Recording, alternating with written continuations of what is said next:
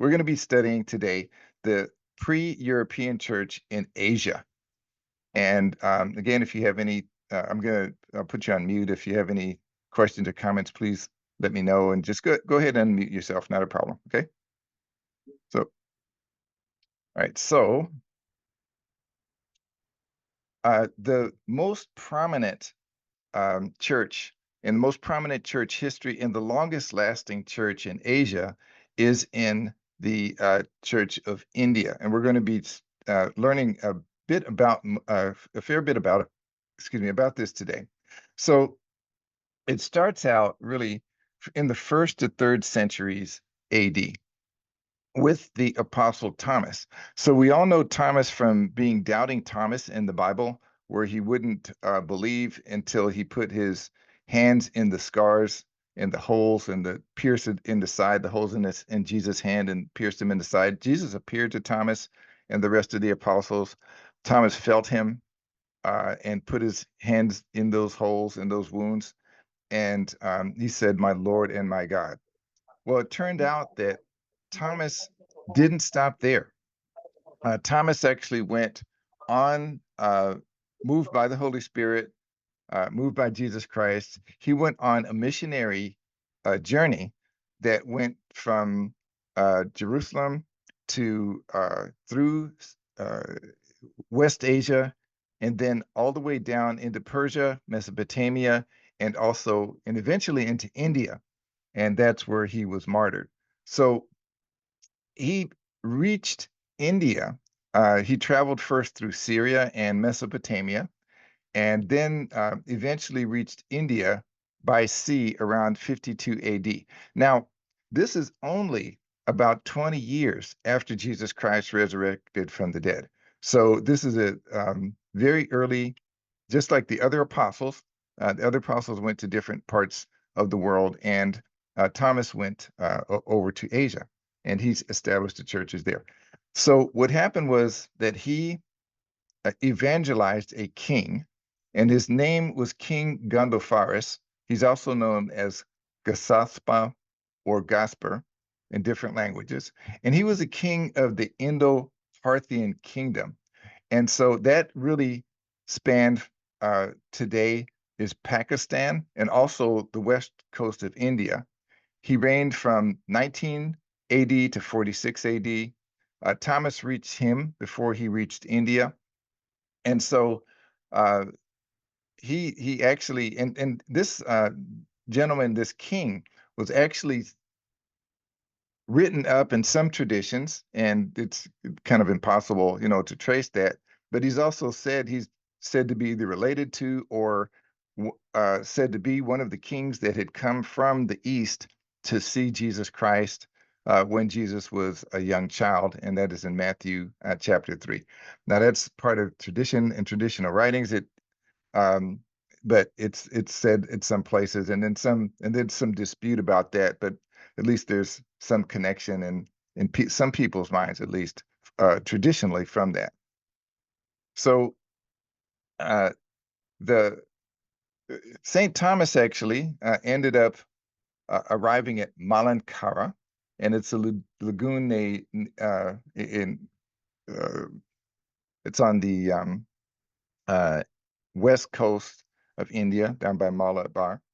And right now, in the early 21st century, there were about 4 million what are called Thomas Christians or Christians of St. Thomas in India.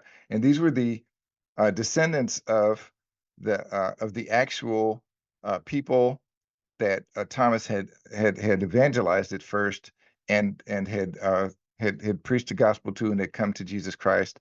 And those people are still there. That church is still going on. It's one of the earliest and longest going churches.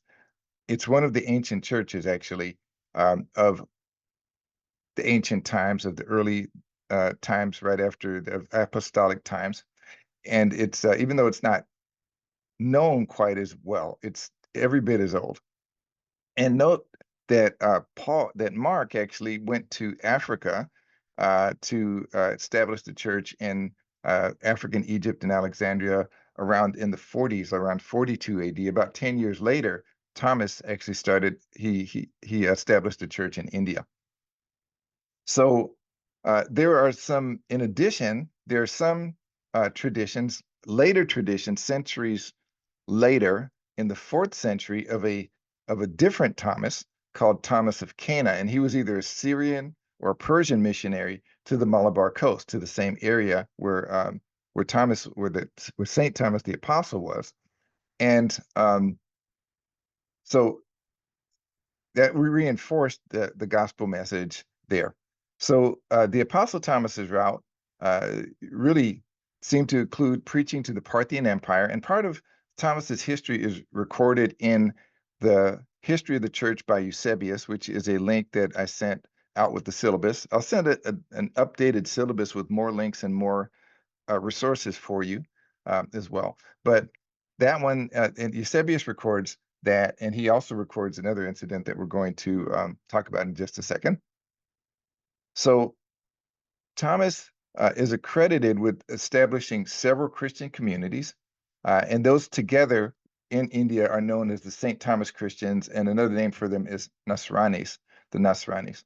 So what they did was they maintained these connections over the centuries with the Syriac-speaking Christian world. And they adopted liturgies in Syriac. They developed unique practices as well that blended Indian and Christian elements, not religious elements, but cultural elements like dances and ways of speaking and different ways of delivering the Christian message and conducting Eucharist liturgies and so forth, worship services, and some of the ceremonies and holidays. And so what what eventually happened to Thomas is that he got martyred, and he was martyred in Malabar. He was run through by a Hindu priest with a sword and killed. So there's another uh, evangelist related to Thomas is called Saint Adai, and Saint Adai is actually known as Thaddeus of Edessa. So Thaddeus of Edessa, and Edessa is a city in Turkey. He's a figure in Eastern Christian tradition. He's believed to be one of the 70 disciples of Christ, the 70 whom Christ sent out 2 by 2.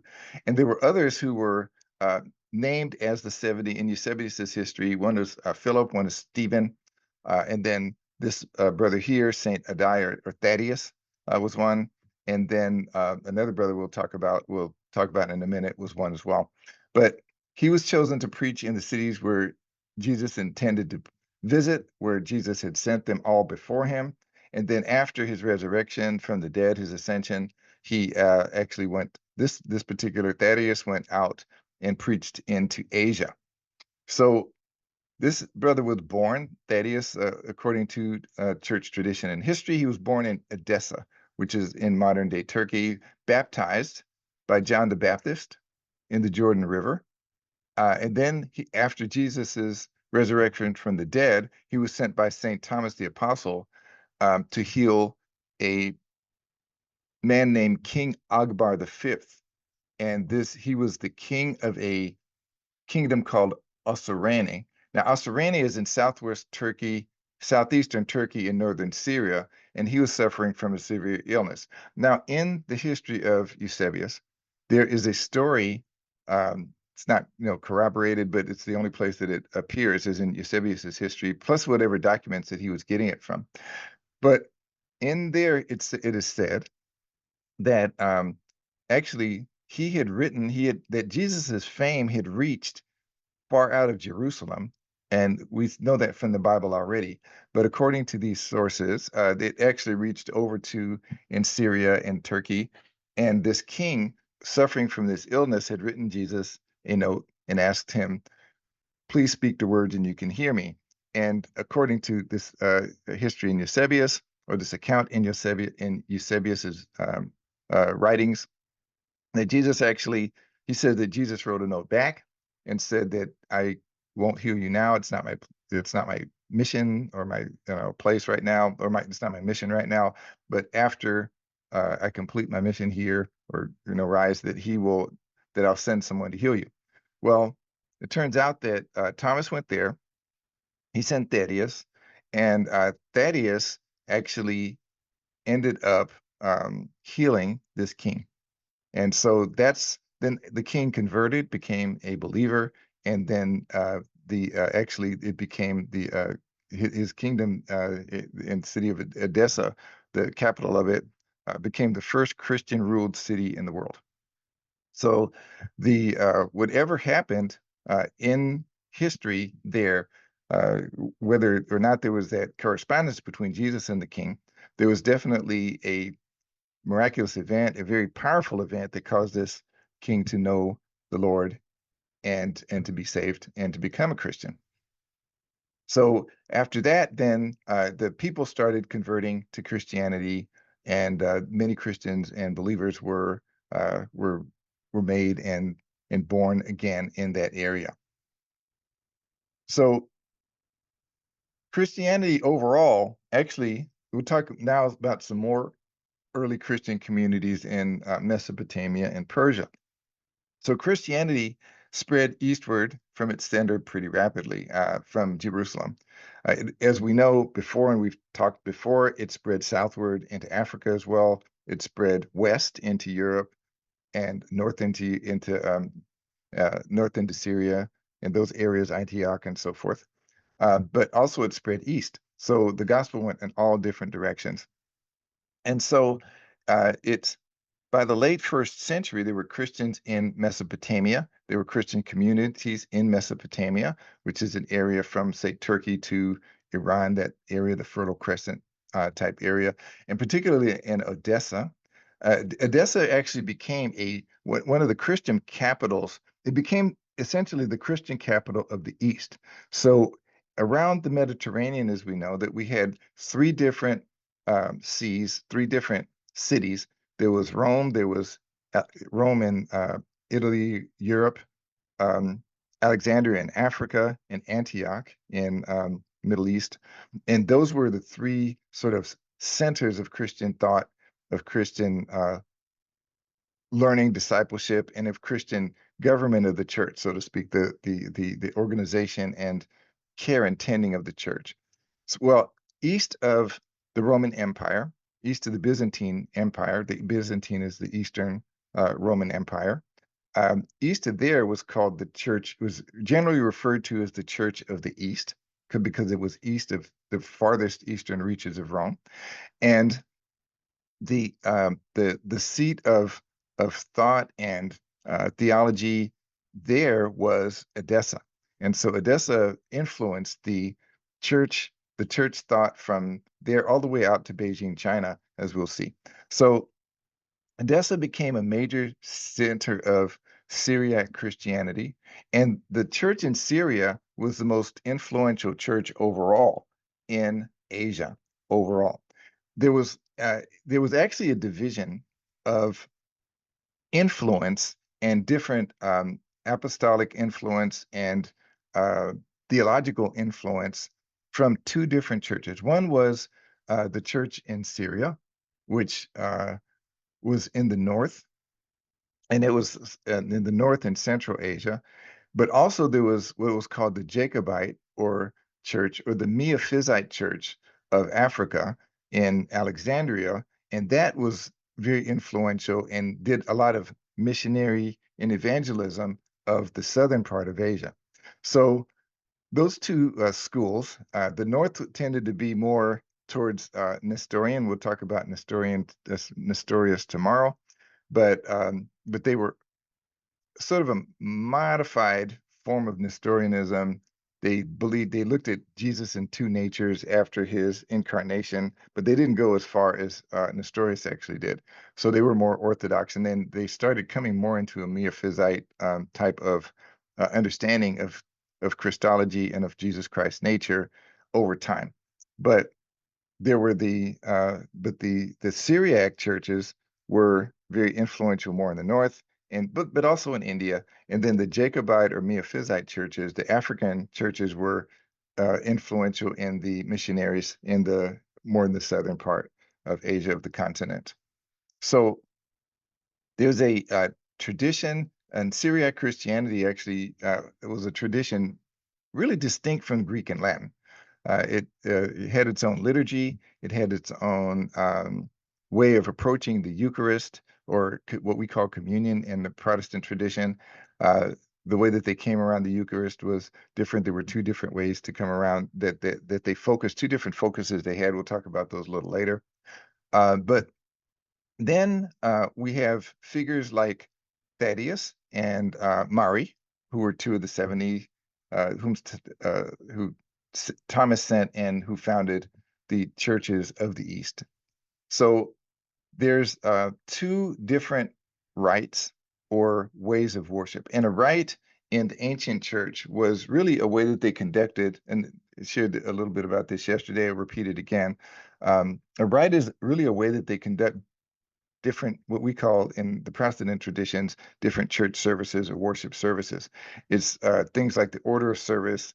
It's the prayers that they said. They tend to be more script or assigned, not scripted, but assigned and scripted, where there's different prayers that are offered at different worships, different periods of the year, different holy days, and so there's different rites that the Eastern Church has in Orthodoxy, that the African Church has in what's called Coptic Orthodoxy and Ethiopian Orthodoxy.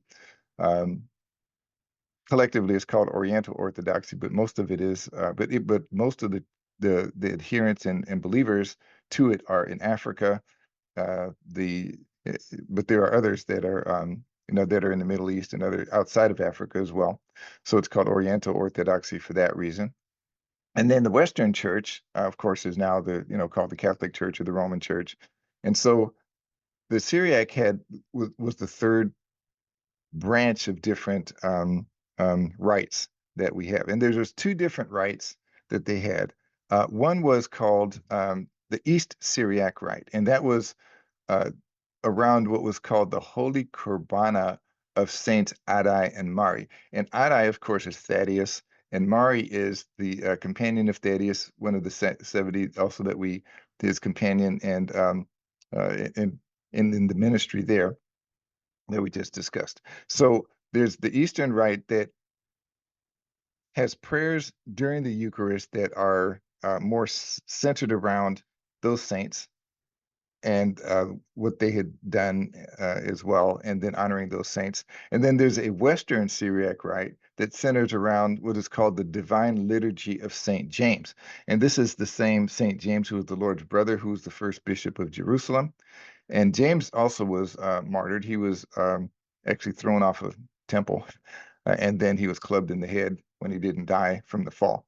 So but that Saint James, and he was also known as James the Just, and so he had a strong admiration for him in the early church because of his reputation of being righteous, holy, honest, and very devout and very given to prayer and so forth. So he was very well honored. And then the West Syriac rite honors honors the Eucharist around St. James. So Thaddeus again evangelized Edessa, but he also evangelized the surrounding regions of Edessa, which was the capital of that kingdom. And then Mari took the faith deeper into the Persian Empire, and the Persian Empire would be now modern-day Iran and Iraq, and those countries there. So he they together established the seeds of the Church of the East, and we see now from uh, from what we're learning that this quick, rapid move of churches. So by the first century, actually in the first 20, 30 years after the ascension of Jesus Christ, we have the gospel reaching all the way to Iran, Iraq, India. And so then these churches had their own liturgical language, which customs and organizational structures, and that really helps the church survive. As we shared and saw yesterday, having scriptures and having uh, ceremonies and worship in the local language is really important for a church to take hold, to grow, and to remain. And that's what they did. They localized the church. Jesus was sent to all people. Jesus, uh, he gave his gospel in a way that people could hear it and understand it here. Paul gave the gospel in a way that people could understand it in the Roman Empire. And then Mark in Africa, and then these two brothers in Asia. So even the organizational structures tended to reflect the ways that were comfortable for the people to worship, as opposed to being imposed from outside. So some of the key figures in this area were one was a man named Tatian the Assyrian, and he lived from about 120 to 180 AD. And Assyria was the empire from the east of Jerusalem that actually conquered them and took, during the exile that took them into Assyria. That was the northern kingdom, and then the southern kingdom, Judah, went to Babylon. So, but the Assyrian, he was known as Tatian the Assyrian, and he was a student of a brother, a saint named Justin Martyr. And Justin was a profound thinker and a deep influence in the early church. He wrote a lot of apologetics for the church. He used to be a philosopher, and he was defending the church from pagan philosophers after he was converted because he felt empty. And then there's someone, and the story is that he was walking along a beach and met a Christian, and they talked, and this hole in his heart got filled, Justin. And then he became a Christian and became one of the greatest heroes of the early church, and he ended up being martyred.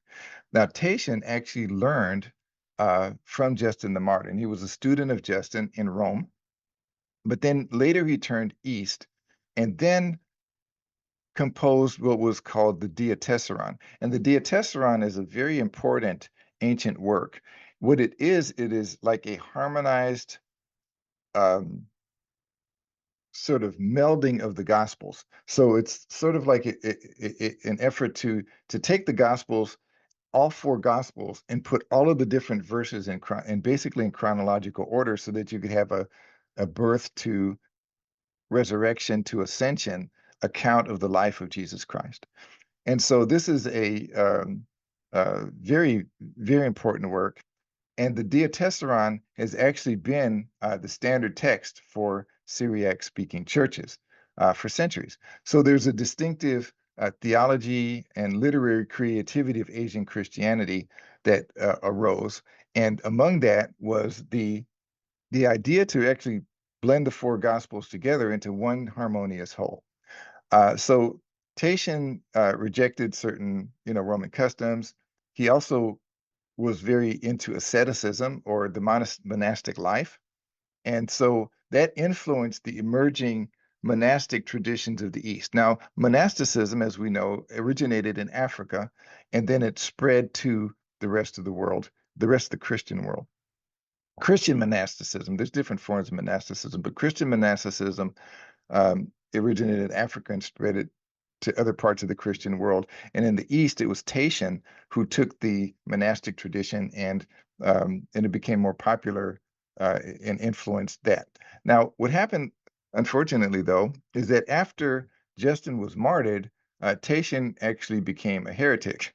And there were three reasons. There was another early church father named Irenaeus of Lyon, uh, and he lists three reasons. One is that Tatian was arrogant in his role as a teacher, and one of the things that the Bible does warn us against is pride in terms of feeling that we have knowledge.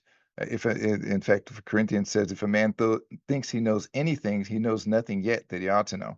And so Tatian absolutely didn't, it seems to have not understood that principle really well. So he was arrogant in his role as a teacher.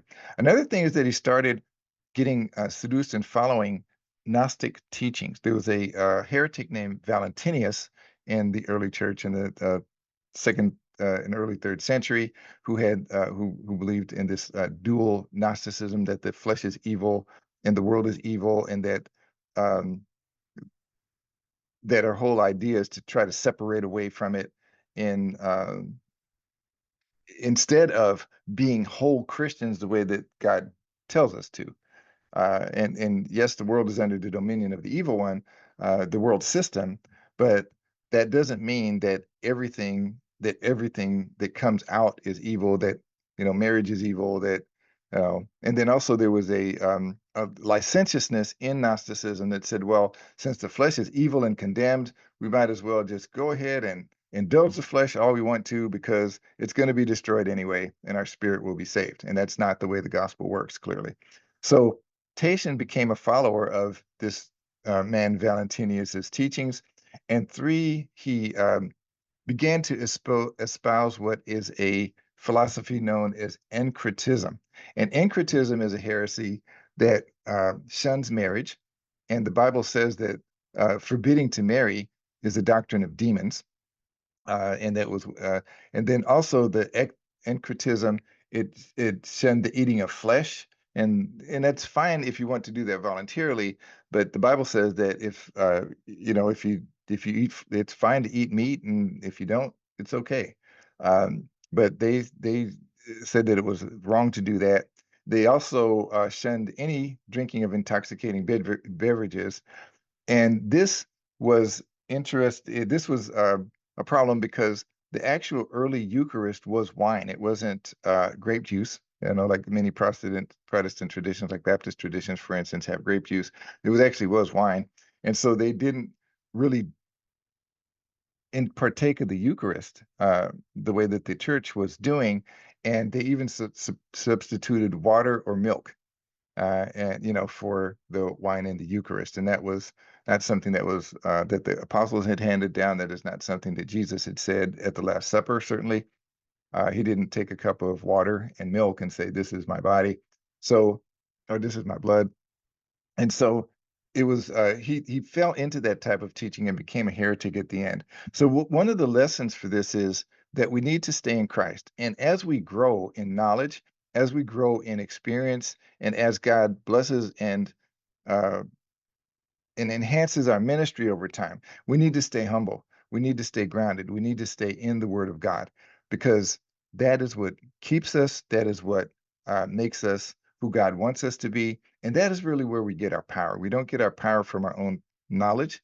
We get our power from the Holy Spirit, who empowers us and who teaches us and enlightens us to the Word of God through faith in Jesus Christ. So that's a lesson that we can learn from Tatian. Another key figure in the early church there was a man named Bardasian of Edessa. And also, by the way, there were a couple of the early church fathers, from Africa and Europe, who started out pretty strongly too, and then they sort of fell off the wagon. We'll talk about them more tomorrow, but it's something that to really be aware of and be careful of, especially as God blesses us to gain more knowledge and understanding of Him, and more visible results and visible what we call success in ministry. We need to be very careful to keep that grounding, that faith, and that humble grounding. So another one was Bardasian. He's a philosopher, a poet, and actually a scientist. He was born in Odessa as well. And so he was fluent in many different languages, familiar with thoughts and customs, but he had a syncretistic theology. So he blended, um, so there were two, like, good and bad side of him, right? So on the good side, he battled this Gnosticism of Valentinius that Tatian had been seduced by, and another heresy called Marcionism that we'll talk about more tomorrow. But Marcion was a heretic that um, that tried to make a distinction between the God of the Old Testament and the God of the New Testament. He also hated Jews. So this was something that he was a profound heretic in that, actually in the third century as well. So so he battled against those philosophies and successfully. But on the other hand, he developed a theology that sort of blended Christian doctrine with Hellenistic philosophy, with Mesopotamian cosmology, and came up with sort of this um, Gnostic sort of idea of his own. So um, he became, he became a heretic as well. So we also need to keep in mind what we have been talking about. One of the reasons that churches fail is because they fail or that they disappear is that they fail to localize and contextualize the gospel in the lives of the people that they're trying to reach, and instead try to impose sometimes outside structures, like organizational structures and so forth, that um, are really incompatible with the culture that they're trying to reach. Now, that's so there has to be some adaptation, and obviously St. Thomas did it very successfully because the Christians of St. Thomas are still in India today, 2,000 years later. But but what happened with people like Badajian is that they went too far and went into syncretism. So we need to avoid the extremes of Bardasian, but and need to keep a balance in when we're adapting the gospel and to people's needs and trying to explain it in ways that they understand. We need to make sure that we don't slip into syncretism ourselves because that's happened and it continues to happen today, and it's something to be aware of. So, but one thing that is valuable about Bardasian's writings is that he was a part of the Christian community for a while, for to some degree, for a while, and so he has some insights in his writings to the descriptions of early Christian communities in India, and so from a historical standpoint, he's pretty valuable in terms of a critical link in the eastward transmission of Christianity. So, some ideas and about the early liturgy or in worship. So, again, well, i- i- the worship was conducted primarily in Syriac, and it's a dialect of Aramaic. Aramaic is the language that Jesus spoke, and Aramaic is a language that replaced Hebrew. It's from the same sort of roots as Hebrew, but Aramaic replaced Hebrew uh, actually um, during the exile, and so Aramaic was the common language of the day. The scriptures, Mark, as far as Eusebius was said that the Mark was written in Hebrew and translated to Greek, and and Syriac, and then Aramaic was Greek was the commercial language, Roman was the governmental language, and Aramaic was the common everyday language that people spoke. So a variation of Aramaic, Syriac, came from Aramaic, and Aramaic actually was a very widespread language. It went all from Persia all the way to Jerusalem, and because it was a simpler language to learn, and it caught on very quickly. So there were so again primarily in Aramaic or Syriac rather. The Eucharistic celebrations, the baptismal rites, daily prayers, they often incorporated local symbols and customs, which that's one of the things that happened in India, for instance. In the early churches in Edessa and Mesopotamia and Kerala, uh, they're known mainly through later reconstructions because those original structures and edifices decayed over time. But they're typically simple. They're rectangular spaces, often oriented eastward, and that would be towards Jerusalem. Uh, no, that's westward. Sorry, they're into eastward. Sunrise, and with stone altars and baptismal fronts. So the earliest Syriac liturgical texts are such as the liturgy of Adai and Mari. They reflect a blend of apostolic tradition and regional influences. So some of the things that, um, uh, for instance, okay, next some archaeological findings that underpin this. There's some key ones that include archaeological findings at Edessa, and this is Edessa is now around Urfa, city Urfa, Turkey. There was inscriptions in early Christian symbols found on tombs and relics, and there's enough of them there that it attests to a very strong Christian presence in that area. So another thing is that was sharing before is that Odessa was a center of learning, and actually after the Muslims started making incursions into that area in Odessa, it turned out that Christians were very highly valued. The Christians in that region were very highly, and also in Africa, by the way, the Christians were very highly valued for doing skilled work like accounting, handling money, in medicine and doctors. So the Muslims initially relied heavily on Christians for these types of governmental operations, for just being able to run things efficiently, being honest with money and so forth, and having high government and having knowledge of medicine and high governmental positions, even though they were reporting to these Muslim rulers. So Odessa was a big center for that as well. And it was a center of learning for the Church of the East, as just said. There's another site in Syria called Dura Europos. And Dura Europos is actually a single building. It is a church, but it was built as a home. And it many people look at it as a house church. And then there's some scholars that look at it as a house church and call it a house church because it was built as a home. And then other scholars disagree and say, well, yeah, it was built as a home, but it was actually modified a bit to be used as a church, modified when it was being built. But whatever it is, it's a house structure, and it has wall paintings that date back to around 235 AD, which is early in the 3rd century, and it shows early Christian art and worship and design. Now, this is actually the oldest known church building that's ever been found. So so that's an important, obviously very important uh, artifact from archaeology from that area. Another one is in a place called Mylapore in India. So this is a site where traditionally it is believed that Thomas was martyred, and they have historic church relics. They have that are really revered by the Indian Christians, and so they also have a basilica. It's called Santoma Basilica, and it was built over the site, believed to be the tomb of Saint Thomas.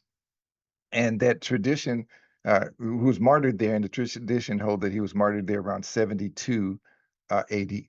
So the basilica was constructed in stages, starting with a 1531 church by Augustinian friars, and then on the ruins of an older temple. So it's a pilgrimage site today, and it's a large, beautiful pilgrimage. But inside even more importantly, inside this basilica or large church, there is a small bone fragment of Saint Thomas, uh, of his hand, and it's along with a portion of blood-stained earth where the blood spilled out when they killed him, ran him through with the sword, and the head of the lance. Actually, it's a lance, not a sword. Sorry. So the head of the lance that was supposedly that killed him. So they're preserved as relics in this basilica, and they were brought from Italy back to India back in the 13th century. Uh, so there's also in Kerala, India, there's a what are called Pavali crosses, and these are inscribed crosses with Syriac writing. They're ancient church foundations of churches that used to be there, copper plates that are engraved to Christian communities, and these are called the Kilan plates.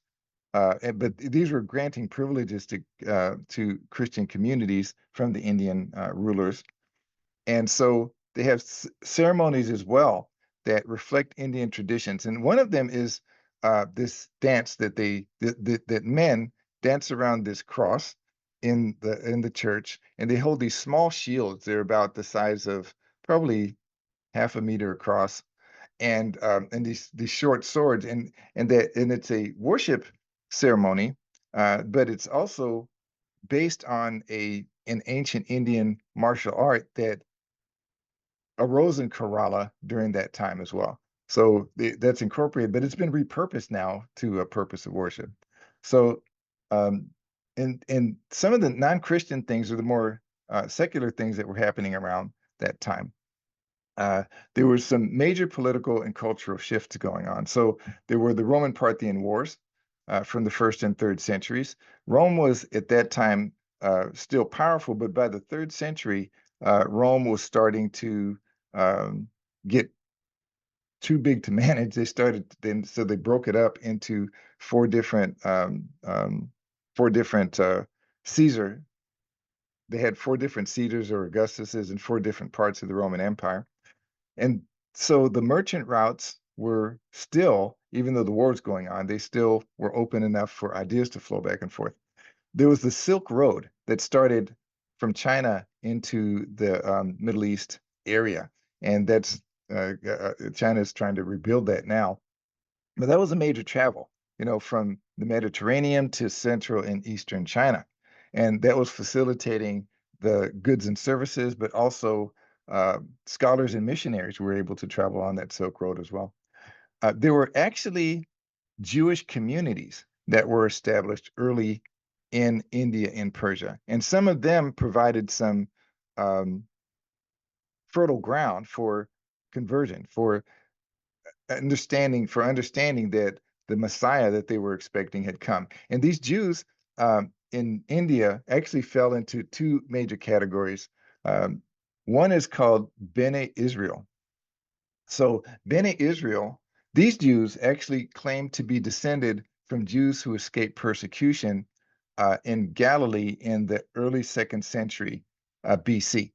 And so this was in the intertestamental period, and this was a time where where the Greeks had conquered that land in that area, and there was persecutions going on as the Jews were resisting and so forth. So the Bene Israel say that they were there, and they were eh, they resembled the non-Jewish people there in language and customs. And the reason is, of course, because they intermarried over time, and there was intermarriage between Jews and Indians. And the Bene Israel still maintained the practice, these Indian Jews, of Jewish dietary laws, circumcision, and observation of the Sabbath day as a day of rest.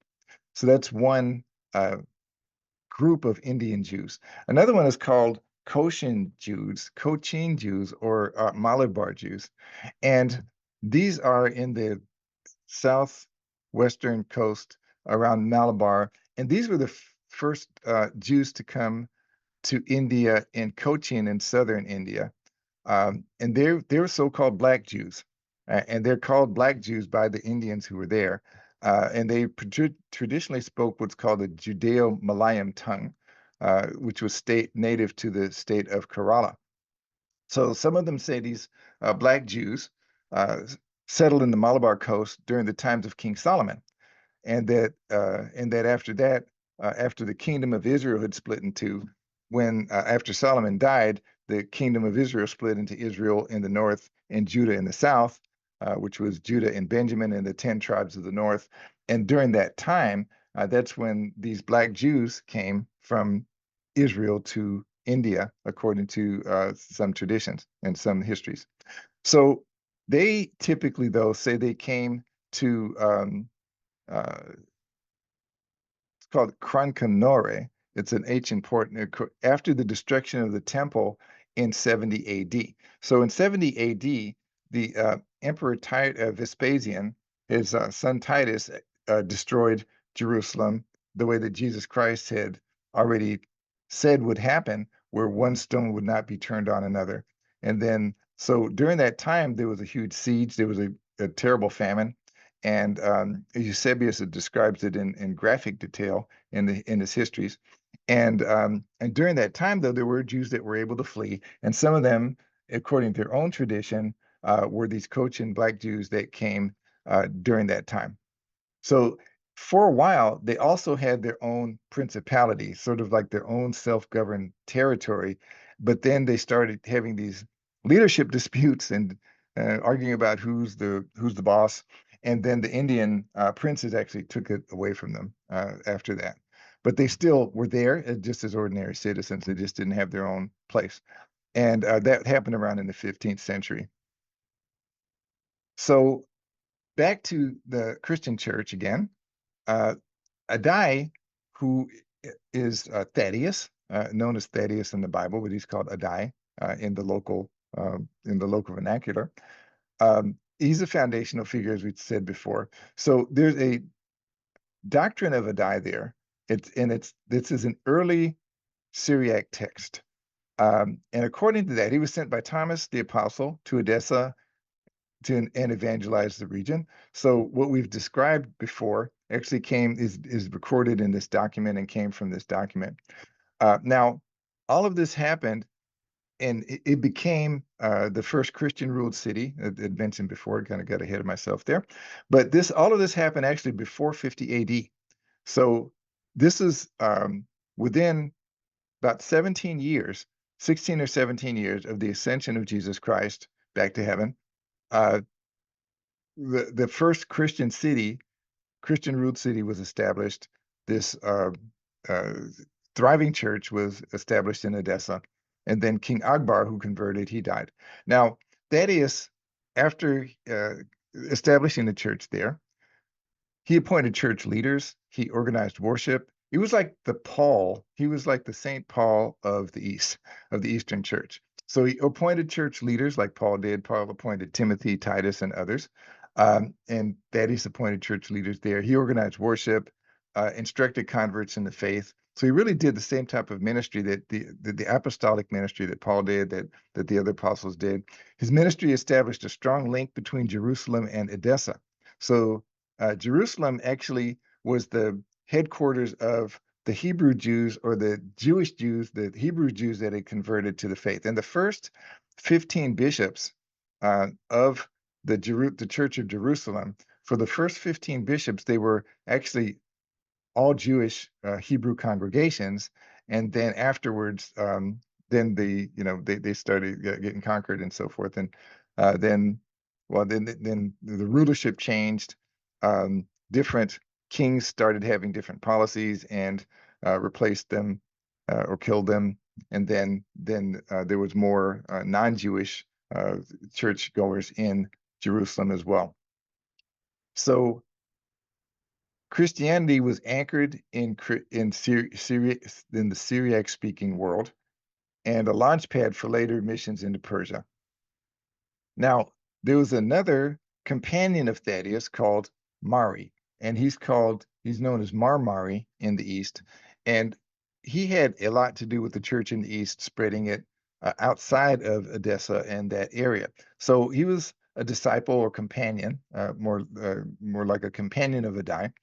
Uh, but he played a crucial role in spreading Christianity into the Parthian and the Sasanian Persian empires. So these are the different phases and rulers that were there over Persia. So tradition credits Marmari with founding Christian communities in Seleucia near modern Baghdad and along the Tigris and Euphrates rivers. And this is straight in the smack in the middle of the what's called the Fertile Crescent over there. So the communities became the nucleus of what would then be called the Church of the East, and they were independent from the Western churches. And the Western churches are the Roman Empire churches. So there's the Western Roman Empire, where the Church of Rome was, the Church of Carthage and Rome, and Cyrene, and then there was the Eastern Roman Empire, which is called the Byzantine Empire. Now, east of that, there were also Christians that were persecuted by other Christians in those areas that fled to the east to escape persecution from other Christians, and they became part of the Church of the East as well.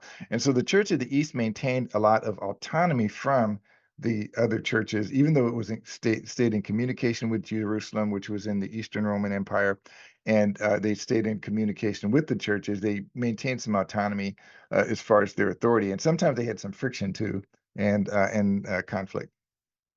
Theological conflict. So the liturgy that they had, more about this liturgy of or worship of Adai and Amari. So these are things that, well, again, they were centered around. I've covered some of this already. Let's see. Let's take a look and see if I haven't. If I already, yeah. Okay. Some other details here is that the prayers in the theological dialogue, that the prayers in the Syriac, they're composed in Syriac. They're blend of Jewish, apostolic, and regional influences, and so this is a combination of both keeping the tradition that was handed by the apostles, some of the Jewish influence there, and then also adapting it to the people that they're ministering to. And so they have opening prayers, um, the liturgy of the word, and this is the word, the service of the word of the preaching is considered a liturgy, a service of its own within the larger service. And then intercessions are big in this into this tradition as well. And we do intercessions as well. And this is it's a good thing to do to intercede for people, to intercede for our nation, to intercede for other believers, our friends and family, so forth. Then there's the Eucharistic prayer, and then actually taking the communion. So that order of service became a template for later rites and church services, what we call worship services in the churches of the East.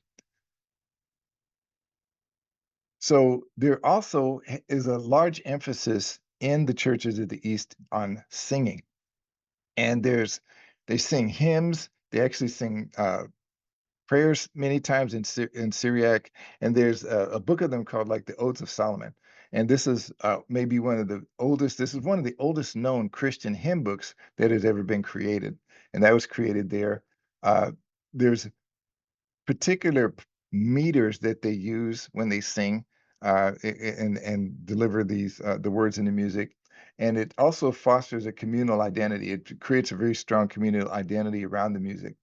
So some of the archaeological discoveries from that area around Edessa, there are, and again, then in Edessa, there's these Christian inscriptions, symbols, and ancient church remains. And then also there are remains in Seleucia of large churches that don't exist anymore, but they are large churches and Christian cemeteries. And these go from the third century onward. So that shows an early presence in that area, located on the Tigris River. This is south of modern Baghdad in this area of the city of Seleucia. There's ruins of a church at a place called Koke, which is a suburb of Seleucia, and it confirms its significance as a religious hub. And this place actually sent evangelists out to Persia, India, and China. So these hubs started moving and becoming further east, other hubs for different regions of Christianity as it spread. So also there was a council. We'll talk a little bit more about that tomorrow, but there was a council of Seleucia Ctesiphon in 410 AD. And this is where they sorted a lot of theology, articulated theology. These councils were also very useful in standardizing church practices and sort of church rules and regulations throughout the churches in the regions. And then in India, of course, in Kerala, we have these Pavli crosses and so forth. So during the period, Mesopotamia and Persia were very powerful empires still then, and the dynasties of these different of these empires, they had large and culturally diverse populations because, of course, they went on conquering other people. But when they conquered these other nations, they didn't impose their own cultures on them. They really used them more for territory, for taxation, and people power and resources and those sorts of things. And also just to have a bigger kingdom. I mean, kings love bigger kingdoms. So what happened in that area is same as what happens in what we described in the hermeneutics class. In Africa today, what I've learned from Dean Peter, heard from Dean Peter as well, and have seen and heard from other brothers and sisters is syncretism is that the blending of Christianity with the religions of whatever geography that they're in, and that's an issue no matter where they are. And that happened in Europe, it happened in Africa, it happened in Asia as well. So then we have um, Syriac Christianity expanding into Persia. Again, uh, along with this expansion, it wasn't just you know, just glory and success in terms of earthly success. There were also very harsh persecutions, and then there's the rulers of the Sasanian Empire. They viewed the faith of Christianity as being aligned with the Roman enemy because the Roman Empire, you know, Jerusalem was in the Roman Empire when Jesus Christ rose from the dead and Christianity was formed. And so they looked at it as being affiliated with uh, with the Roman Empire. Now, today we see a similar type of mentality many times when we see Christianity referred to as the white man's religion or European religion when in reality it has indigenous roots in Africa, and that and you know and but it's still seen often because of its affiliation and often abuse, really, and association with foreign powers, that it seemed to be a product of that foreign power and culture rather than being seen as being what it is, right? And so the actually the cultures of Jerusalem and Israel at that time were resembled the cultures of the East and Iran and Persia more than they resembled the Roman cultures and Greek cultures. But that's not something that really that's not a distinction that many people made. And so there was also oftentimes harsh persecution. So the Church of the East still grew, and rapidly, and then it started actually developing different education centers and things like a school in Nebis and or rather Nisibis, sorry. And Nisibis was around a renowned center for scholarship and for missionary preparation. So if we'd like, it's about 8:10 now, so we can take a 5-minute break and then come back. That sound good? All right. Okay, so we'll pause the recording.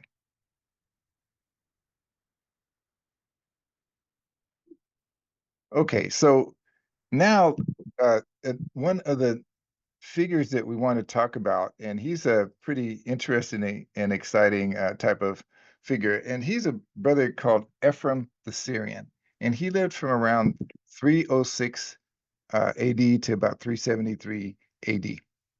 And he was born in Nisibis, in Syria, and he was one of the most prolific and influential early Christian theologians and poets. So he was a deacon in the church. He was and deacons in the church, by the way, that was a big deal. They're really deacons in the church, in the ancient church, in the early church, were more corresponding to associate pastors that we call today in Protestant churches. They did preach sermons. They could preach. They also were able to speak authoritatively to doctrine, and you know and represent the church in matters of doctrine. So that was a much more um, liturgical role and ministerial role in the early church. They didn't have what we call assistant pastors, associate pastors, but they did have deacons that fulfilled the same role. But so St. Ephraim was a deacon in the early church. He was also a teacher and a prolific hymn writer. He wrote hundreds of hymns, and in one of his in the and he wrote them in Cyrillic. He wrote in Syriac. Sorry, in Syriac. He also wrote Bible commentaries, and also his works helped shape Christian liturgy and theology and education for centuries. So, two things about his works: his hymns actually defended Orthodox faith and Orthodox doctrine against heresies, and they conveyed complex theological ideas in accessible poetic forms. And so that's sort of like the hymns today that we, you know, at least in the U.S. that we sing for Christmas, say for "What child is this who laid to rest in Mary's lap is sleeping? This is Christ the King, whom shepherds guard and angels sing. haste, haste to bring him load or glory, the babe, the son of Mary. So there's there's a lot of theology built into that particular song.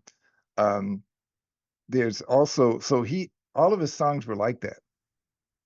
And one of the things that um, that's impressive is that he did that because it's really a genius way to communicate theology very effectively.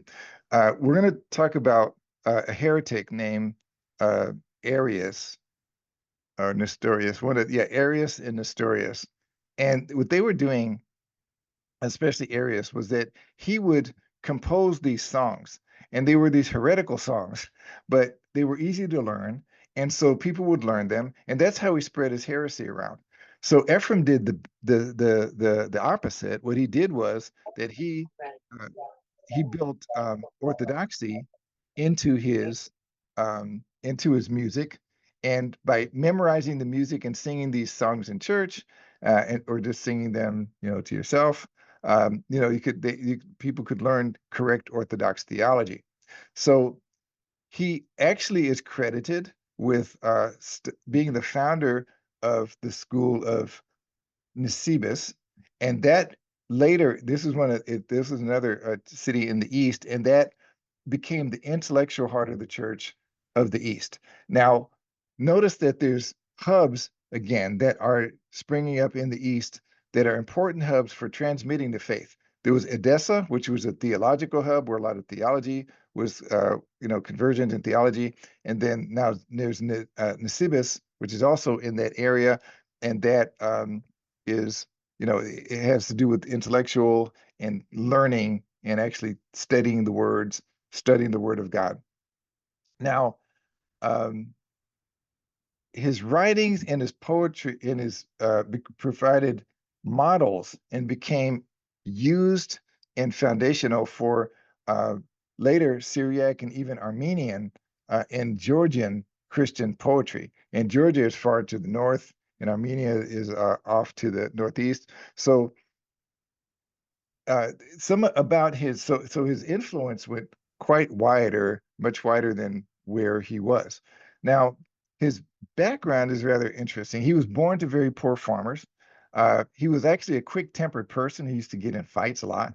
And then one time, as far as the history of him goes, is that he was thrown in jail for stealing a sheep. And it was a false arrest. He didn't steal the sheep. But while he was in jail, he had a dream. And the Lord, had reached him in a dream with a voice to change his life. And then after he had this dream, he got set free the next day. So he went then and became a monk.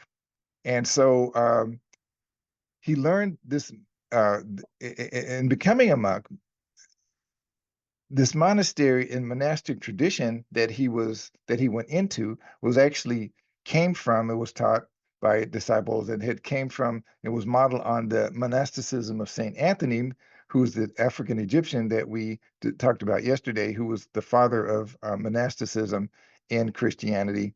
And so he became a monk. Saint Ephraim did. And so then became known as a preacher of repentance. And Saint Ephrem is actually honored by the Orthodox Church, by the both Orthodox churches, the African / Oriental Orthodox Church, the Eastern Orthodox Church. He's also honored by the Western Church, the Catholic Church. And interesting thing about him too is that there is another brother that lived around the same time that had a similar history. And this was an African, and this is a brother should have brought up yesterday, but I didn't think to. And this is an Ethiopian or Sudanese brother. His name is um, Moses, Saint Moses the Black. He was called Saint Moses the Ethiopian or Saint Moses the Black. And he actually is a very popular saint. He's a role model for many Christians in the Orthodox faith and the Orthodox tradition, Christian faith, Orthodox tradition. And he had a similar history himself. Uh, Saint Moses was actually lived in Egypt, but he was Ethiopian. He was Sudanese uh, by heritage, and he was actually in his earlier days a robber. He was a thief, a thug, He was literally a highway robber. He used to accost people, assault people, ambush people on highways. He hurt people, killed people, and so and he was actually a leader of a gang. So he was like the equivalent of a gang leader today. And so he actually was overwhelmed by the kindness of some of the African Egyptian Christians that he ran into. And he ended up converting, becoming a Christian himself, and became a monk himself. And he became head of a monastery. So the way that he died is that there was a persecution going on, and the persecutors were coming to come kill all the monks. So what St. Moses did was that he sent all of the monks away that were under his charge, and then he said he was going to fight off these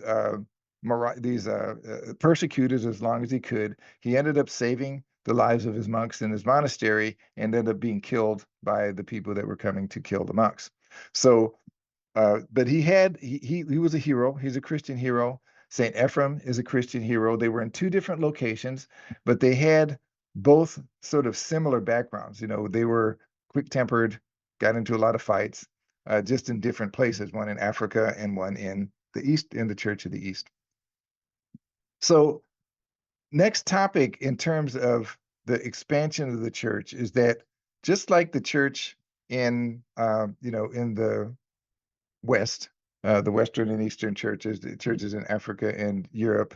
Um, just like those, the churches in the East faced certain heresies, right? We talked about one or two of them already, but the most serious one was a heresy called Manichaeanism, and Mani lived in around this 216 to 274 AD. He was in the third century, and he was a Persian prophet, sort of a prophet in the sense that Muhammad was a prophet, not a prophet of God. But he was born in southern Mesopotamia, and he founded a religion called Manichaeanism. And this is a syncretistic faith that blended elements of Christianity. He borrowed a few ideas. Zoroastrianism is a sort of a pagan religion from the Mesopotamian era, area, and then also Buddhism. So he actually exalted himself, claiming to be a successor of Jesus, Zoroaster, and the Buddha. So he was quite self-deluded, and he preached a radical dualism of light and darkness, and these sort of um, pantheistic, well, not pantheistic, but basically what today are called New Age type of philosophies that come out of those sorts of traditions back then. And his movement spread a lot through the Sasanian Empire and along the Silk Road. So it took the same path, this heresy or this false religion actually took the same path as Christianity took, and it was competed directly with the Christian missionaries in Persia and Central Asia. So these Manichaean texts they incorporated biblical language with Christian symbols, but what they did was they added these elements of pagan religions and also repurposed some of the wording. And today, people like there are cults that do that, like the Mormons. The Mormon cult. What they do is that they use the same words that we do as Christians. You know, Jesus Christ, heaven, God. Virgin Mary, birth, resurrection. But every time they use the word, they have a much different definition. They use them the same way we do in the same types of sentences we do, but they mean something very, very different by that language. Well, that's what a technique that happened a couple thousand years ago with Manichaeanism as well. So it made it was a difficult cult to fight. So Mani himself, he wrote in Syriac and in Middle Persian, and so the rapid expansion of Manichaeanism, even though he was declared a heretic not only by Christians but by Zoroastrians. So he was trying to blend the two religions, and neither they weren't compatible, and so both of them saw him as a heretic to their particular religion. But still, it was an attractive blend for some people, and it caught on way too much. So, but after a while, it died out by God's grace. And then there is the Church of the East beyond Persia.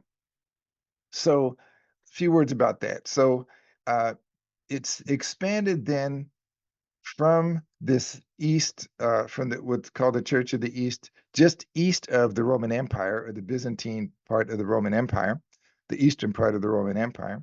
So it expanded from there into Central Asia, and then into Arabia, India, and then eventually into Central and East Asia as far as China, which we'll talk about in a minute.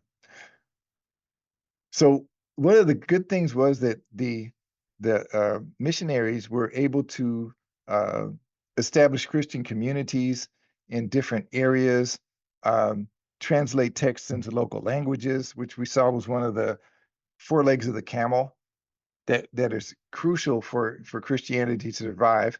And Christianity survived in Asia until, in fact, as far as east as Beijing, China, and the Pacific Ocean, is until about the 1100s. So for about the first 1,000 years of Christianity, it was thriving and moving and growing in Asia as well as the rest of the world, the connected world, the three continents that are connected.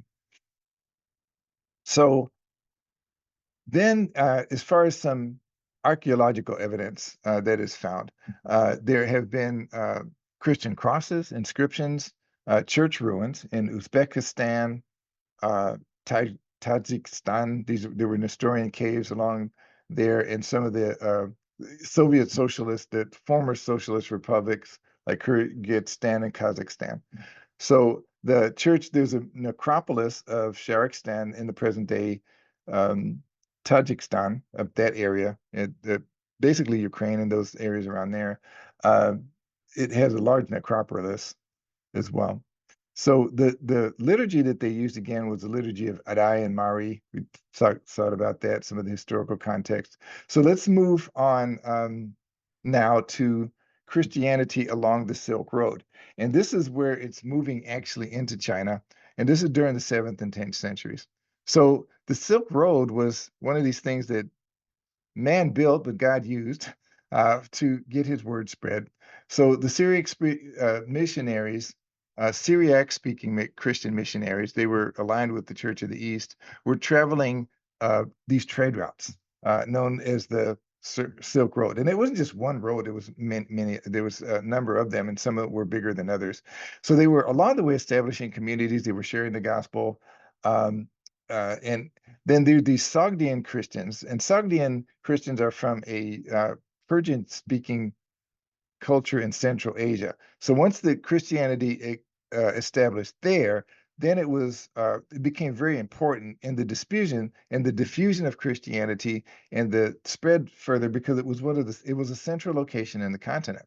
So the merchants from the Sogdian area, they built churches, the monks did, they translated sacred texts and facilitated the movement of clergy and ideas between Persia, India, Central Asia, and China. And and here we see again a third hub. We have a theological hub in Edessa, we have a intellectual hub in Nisibis, and now we have this translation and communication and diffusion hub in Central Asia, here in the Sogdian Sogdian area in region.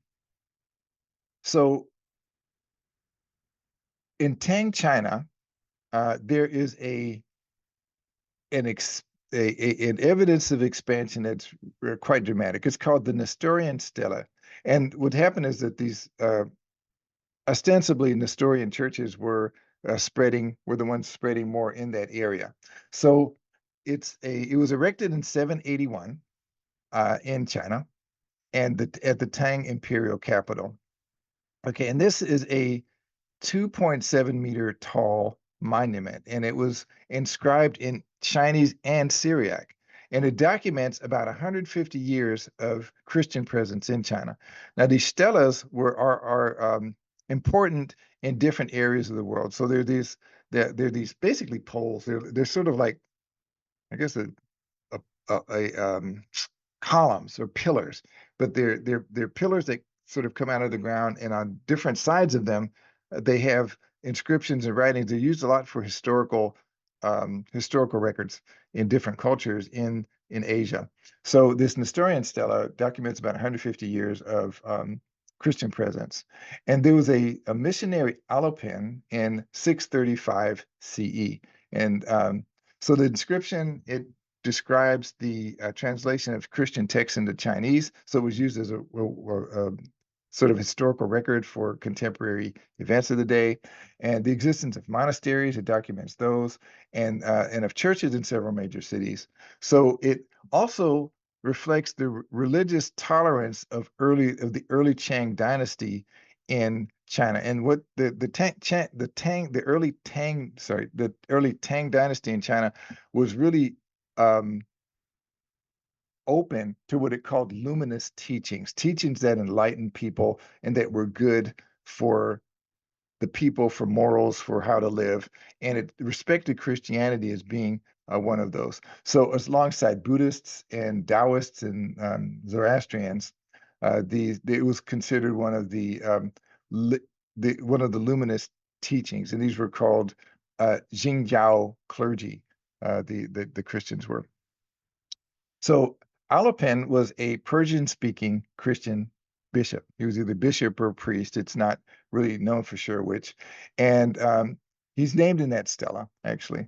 And he led a small group of clergy who brought sacred books of images and were received by the emperor Taizong, Tai, Taizong.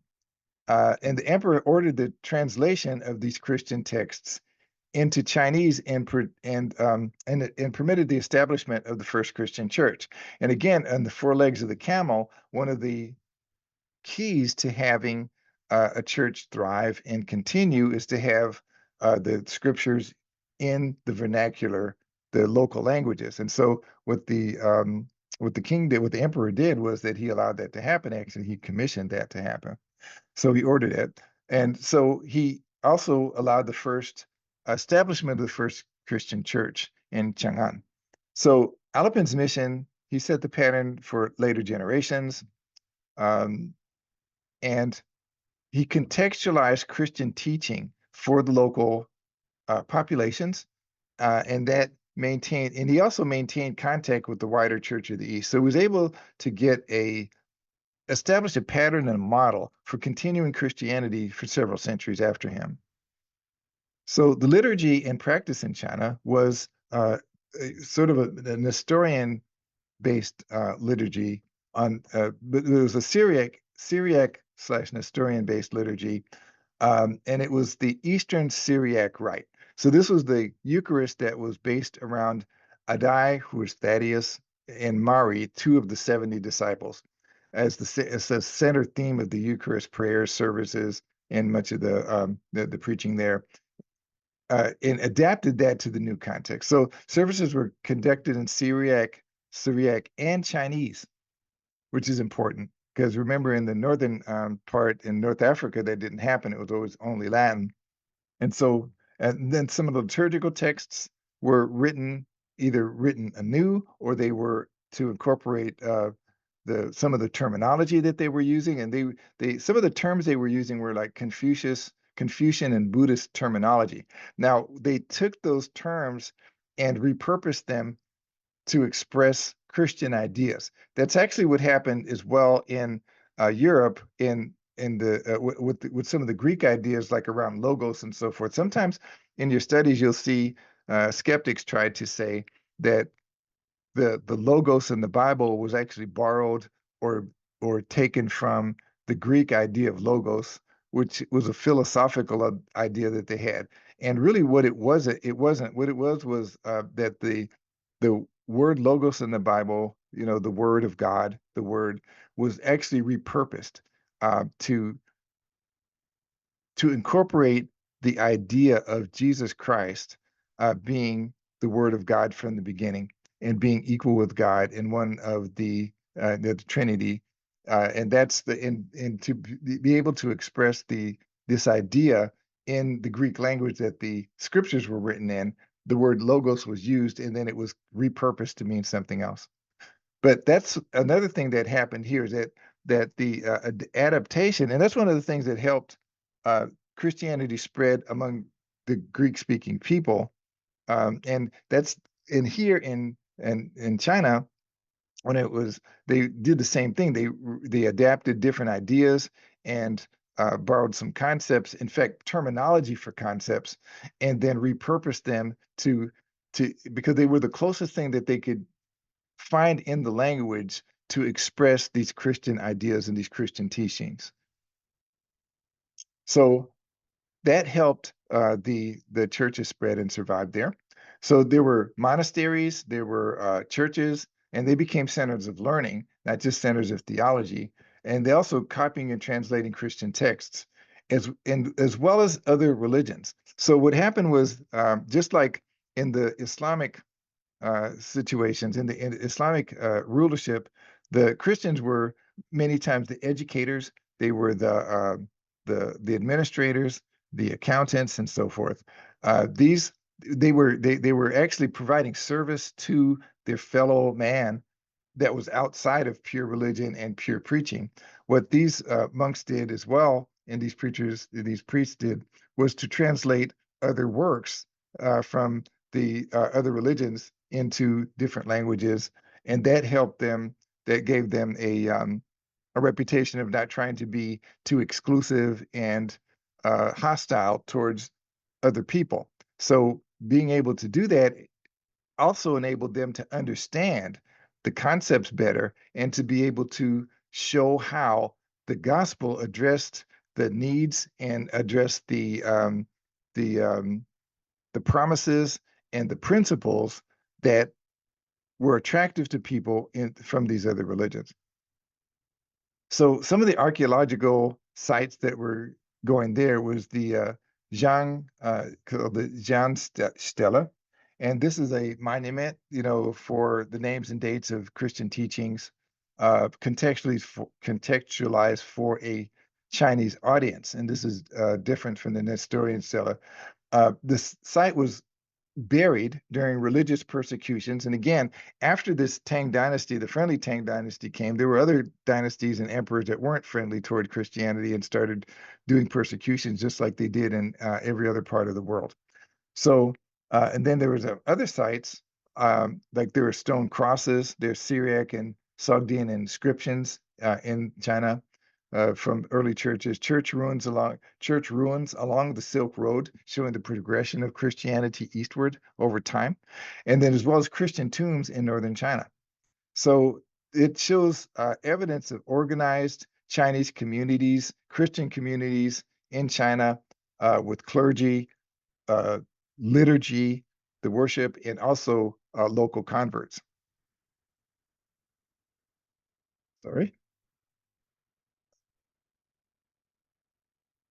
Now, some of the open, and this is, in Eastern China, there was a period, really, the Tang Dynasty, it went from about 618 to 907, so about 300 years. It was cosmopolitan openness. Uh, Chang'an was the most international city of its day. And this was a big center of Christianity around in the Beijing area.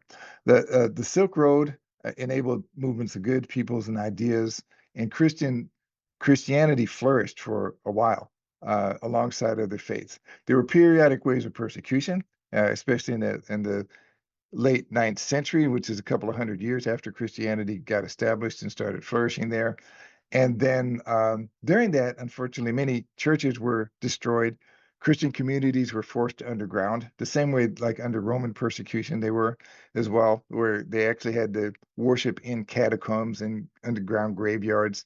Um, so that's certain things, that open worship wasn't possible anymore without being put to death. So later, public Christian life faded until the arrival of missions centuries later. But for the first 1,000 years, it was like 907, and for the first 1,000 years throughout Asia, the Christianity was there and flourishing and growing. So really the adaptation of Christian theology and liturgy to Chinese language and culture, it set important precedents for later missions. And so this helped make, even though Christianity faded out in China for a while, the later missions were able to build on the work of the saints that had gone before them to be able to be more successful to be successful in their missions as well. So next, final section here would be Christianity in South and Southeast Asia, before European contact, the 4th to 15th centuries. So we've already talked really about the St. Thomas Christians of Kerala, India. And so we've covered that. Let's see if there's anything else here that would do. No. But also, one of the things that happened with Christianity in um, Kerala and in India is that it didn't stay local, that the Christians there had a heart of mission for the gospel, and they wanted to spread the gospel. One of the places that they went was Sri Lanka and the Southeast Asia area. So as far as it's known, by the 1st century, not long after Thomas had established churches, and Thomas was credited for having established 7 churches in India before he was martyred. But by the 1st century, there was St. Thomas Christians or Syriac Christians, merchants and missionaries had brought Christianity into Sri Lanka. And one of the things that is important to know and to keep in mind and actually to understand is that there was a lot more international contact between different nations, cultures, and kingdoms than Western, you know, than Western education or Western sources or narratives this way, then Western narratives would lead us to believe. The impression that we often get is uh, that nations really didn't talk to one another, that there were no until the colonials went out and the European explorers went out across the ocean to discover it for themselves. There was already what was already discovered, which what they called the New World. The impression is given in these narratives that that's really when all of these types of long journeys started, and it started with Europeans, and it's really not the case at all. Different nations and countries had international relations across the ocean. Polynesians actually sailed across the ocean long before Europeans did. Um, uh, and actually, from India to Africa, we saw how Ethiopia sent armies up into the Middle East, that they actually ruled lands across the water from them. And the same thing happened in we're seeing it now in the spread of Christianity through Asia. And then also, now we see it in the spread of Christianity, whereas it goes from one place to another, then one place becomes a hub for the further spread of the faith. And so that's what happened when Christianity going to Sri Lanka. So there were 2 groups of Christians, St. Thomas Christians and Nestorian Christians that lived in Sri Lanka.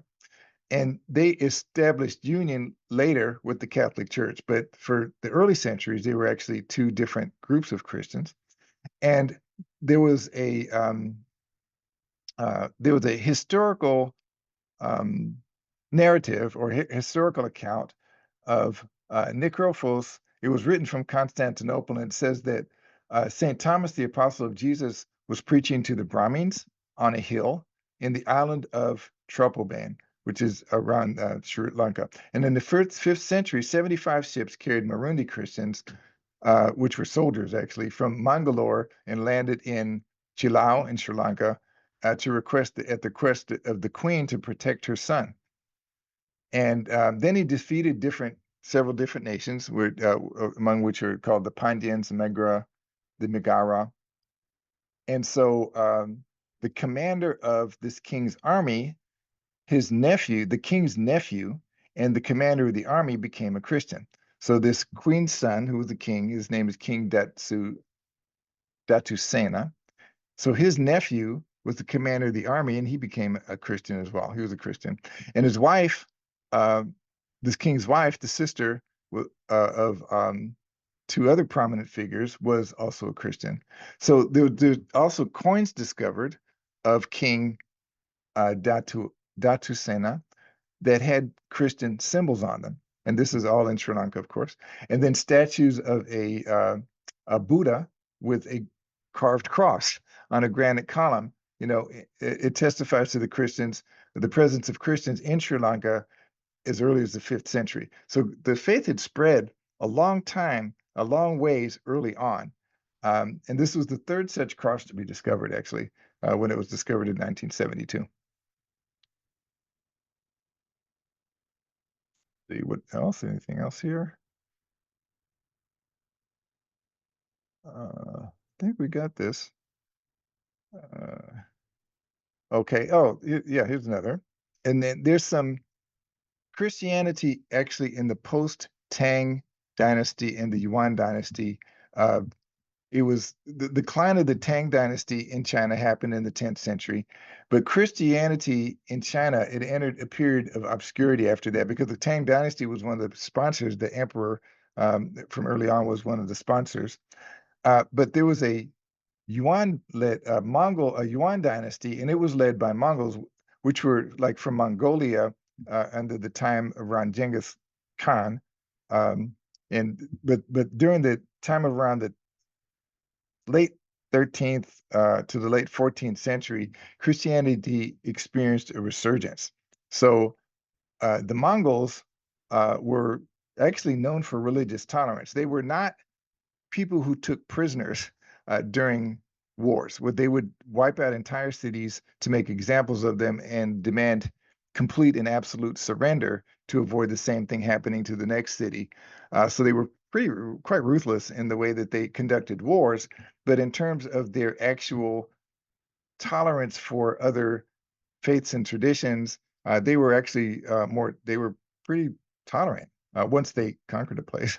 Uh, so that allowed various religions, including this Nestorian branch of Christianity, to flourish. So Christian communities were led by usually Persian or Central Asian clergy, and they reestablished the churches in these major cities. Near Beijing, there's a city called Kanbalik, and Quanzhou, which was a key port city. The Church of the East had, again, stayed in good connection and had liturgical ties with the Syriac Church. So these churches actually didn't, they kept touch with one another, over time and kept communication. Even, but the problem is that they, faded out over time, obviously. So the Mongol elite uh, Mongolian, they included some Christian converts. Ecclesiastical leaders were often advisors at times in the Yuan dynasty court. They were advisors to the emperor. So after that, really the Christianity started to fade a bit out more during that time. And during actually the first 1,000 years, it started to fade, had a short resurgence, and then faded for a couple hundred years, and then faded again.